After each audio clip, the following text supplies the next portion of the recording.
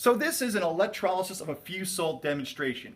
Probably best done if I had molten Ki so that I can really make the pure forms of each of the ions in the salt. But I'm going to use an aqueous solution. And Ki breaks apart to K plus and I negative. And what I'm looking to do is force the K plus back into K solid. I say force because it's not spontaneous. Notice the reduction potential is negative here. And I'm also trying to make the iodine ion, I'm going to force it back into pure iodine. Notice this oxidation potential is negative. This is a non-spontaneous process that requires energy. Voltage, negative voltages give us insight that this process doesn't work based on the conditions set. So we're going to have to put energy in. That's why it's considered to be an endothermic process, and I need the battery to force this to happen. Real quickly, K has one valence electron lost as it becomes K plus. I want to put that back on, and that's going to take a good amount of energy. The negative volts tells me the energy I need to make that happen, and the I negative is stable because it filled its p orbital, okay, and now it's basically has 6 and very, very stable, but I'm trying to make its unstable form iodine. And again, it's going to take energy to go against the natural direction that these atoms wanted to go in nature. Now, real quickly, to make this happen, the battery is going to be used, or this power source is going to act as a DC current.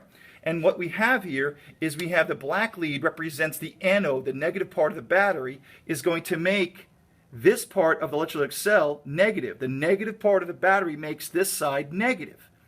Okay, now why? Because, well, essentially it's pumping electrons from the source of electrons, which is the anode, to the cathode. Electrons always flow from anode to cathode. And at the cathode, red cat is the mnemonic people remember. At the cathode, we're going to have reduction. And we're going to pump these electrons, and these electrons will go on to the anode and essentially attract the K plus to make our potassium.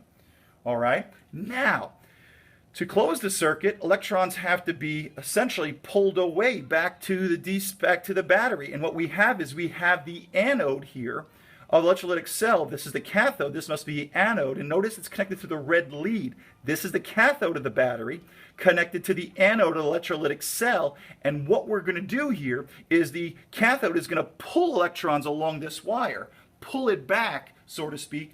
And by pulling electrons back, you're going to make this a positively charged anode.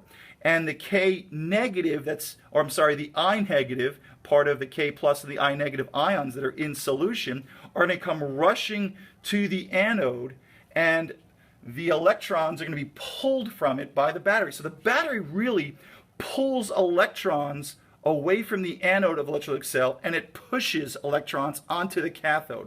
Electrons always flow from what? Anode, the black lead, to the cathode, anode back to the cathode of the battery. All right, so let's stop talking about it and let's do it. So electron flow is this way, okay? And again, the charges of the cathode and anode are determined because they're connected to the same charge of the battery. So let's turn this on and see if we can see this reaction. Now, what I have here at the anode, which is positive because it's connected to the positive part of the battery, I have this electrode connected in a dialysis tubing, a semi-permeable membrane.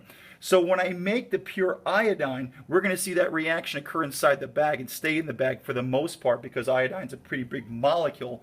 It's going to have a tough time getting through the pores. And then we can see what's happening here at the cathode. So let's turn this on, because nothing's going to happen until the battery forces it. And let's see if we can see our non-spontaneous process start to occur here. So let me put on. And as we can see a clear color change happening, a chemical change here. That dark color is indicative of the iodine that's being made at the anode, because we're doing what? We're forcing the oxidation of the iodine ion. Iodine ions are coming running to the anode because they're pulling electrons from it. Cathode of the battery pulls electrons back to make this positively charged, and it pulls electrons from the iodine to force its hand. On the other side, you see some fizzing going on here, and you would say, well, Mr. Grotsky, I don't see the plating of pure potassium. And the reasoning behind that is pure potassium, as it's being made, is actually reacting with, okay, the water to make potassium hydroxide and hydrogen. So the potassium is actually reacting pure in water, and also we're probably definitely forcing the reduction of water. Water can also be reduced here. You notice it also has a negative reduction potential. So with the energy, we're forcing hydrogen out of the water. So the fizzing you see here is the hydrogen gas being produced. So again, this is not perfect electrolysis of a fused salt in the sense they're not really making the pure metal, because the metal is actually reacting with the water. If I had the molten form, you would definitely be plating the potassium on the cathode. And remember, plating ions becoming solid is an example of reduction at the cathode. So clearly we're making elements happen, and this is a great example of an electrolytic cell.